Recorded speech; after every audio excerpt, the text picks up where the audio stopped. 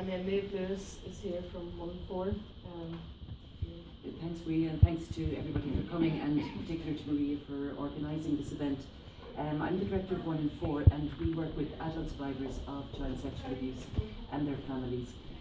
We also work with provide a sex offender treatment programme, so we're working in a sense with every aspect of the sexual abuse of children. We work with about 900 people every year. First of all, I suppose I want to start by commending the current government on the work they have done to date, particularly in the area of child protection. I feel that has to be recognised. Having the First Minister for Children setting up TUSLA, the Children's Referendum, and finally the enactment of the Children First Act late last year. Obviously, everybody here is concerned about the fate of the Criminal Justice Sexual Offences Bill. It is really hanging in the balance if it will get past the post before the election is called, and all of you who may be in the door tomorrow, we really would call on you for the support on that.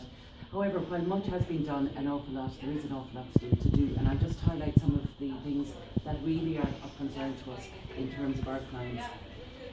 One of our biggest services, about 650, 700 clients a year, is our advocacy service. That involves supporting people to make complaints to the criminal justice system, to the Gardaí, if they so wish, and also to make notifications to child protection services. Even though all our clients are adults, we are always very aware that the person who sexually abused them is still out there, may have access to an entirely new generation of children, be it in the family, be it in school where they're teaching, be it in the parish, be it in the sports club, whatever. And all the research shows us that unless a sex offender is caught, they will go on and on. One of the most chilling things I've ever heard is in one of the sex offender groups that we run, an offender said to one of the therapists, "We make it very easy for us. We can do it in the comfort of our own home," who was actually watching us. So that would be a really big concern for us. Now, we estimate that probably fewer than 10% of our clients make a complaint to the Gardaí, and of those complaints, probably fewer than half of those actually ever come to the criminal trial. While we would always encourage people to engage with the criminal justice process, a huge concern for us is the fact that when a case goes to trial, routinely, even if there has been a conviction, our clients will tell us that if they had known what they were going to face during that trial, that they would never have made the complaint in the first place. So it is no wonder that there is such a low reporting rate, which also means that there are perpetrators out there who will actually act with impunity, who will never be convicted of the offence. I cannot tell you how difficult it is in the way that our criminal trial system operates for very, very vulnerable survivors. I cannot tell you also how difficult it is for our staff, our advocacy officers who are in court. Since Christmas, we've supported 4 clients through the criminal trial. There's been 3 convictions and one non-conviction.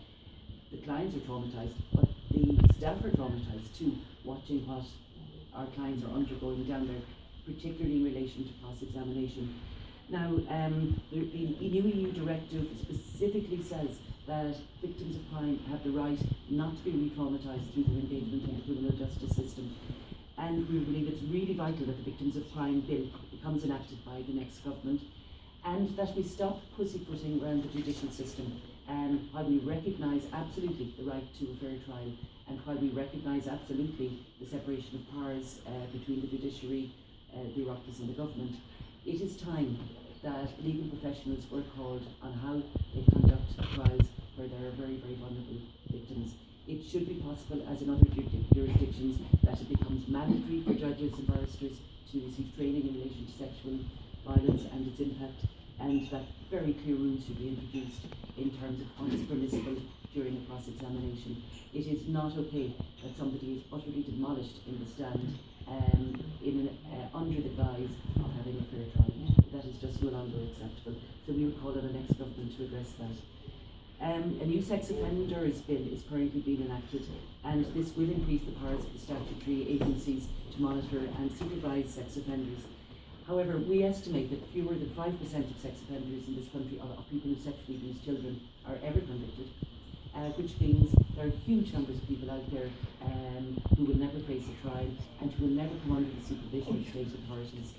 Now, most of the offenders who come to our programmes have been caught in the sense it's become known in their families, services, but they will never face a criminal charge because the victim does not wish to make a complaint to the Gardaí, mainly because it is a member of their own family. But the victims, of course, want to ensure that other children are safe. So we really are urging that the new sex offenders bill would extend the powers of supervision to offenders who will not be engaged in the criminal justice system, but who are known to the authorities, particularly through the child protection system, or indeed through perhaps informal complaints to the Gardaí, and that issue would be addressed. I mean, we appreciate it's very complex in terms of constitutional rights, but I mean, if we are prioritising the protection of children, that has to happen. I would also just like to mention the fact that we were delighted when TUSLA was established by the current government and that child protection services were taken away from the HSE, where it was acknowledged that they were somewhat shambolic. There have been improvements, but when our clients, and we operate a mandatory reporting policy 1 in 4, when we make notifications to the child protection services, unfortunately there are still very high levels of inconsistency across the country in terms of how different child protection teams respond to those notifications. Part of that is a resource issue. There simply are not enough social workers, but part of it is a whole policy issue. So the current social workers are not being trained to implement what is a very good protocol in how these cases should be responded to. So we would call on the new government to adequately resource TUSLA and the child protection teams, and also on the new Minister for Children, whoever they may be, to commence the Children First Act as quickly as possible. Just one final word. In the courts at present, and there are a number of cases coming up in the next few weeks, are people, many of our clients, who are sexually abused in private schools, and who are currently suing, for example, orders like the Christian Brothers or the Boards of Management of Schools, and where the Department of Education has been joined to those cases. We are dismayed, really, and very disappointed that the Department of Education, despite the Louise O'Keeffe judgment, is now, in a sense, refighting the issues in that case. We cannot understand why the current government, and we would hope the future government will take a different stance, cannot accept the spirit of the Louise O'Keeffe judgment rather than a very narrow interpretation, and that we don't have the disgraceful scenes of very vulnerable survivors of sexual abuse having to go through years in the High Court to try and establish their right to compensation for the lack of protection they experienced in primary schools. So again, commending the current government for a huge amount of work that has been done, but hopefully that gives you a flavour of some of the things that remain to happen for whoever is going to be sitting in the hot seat in the month or so.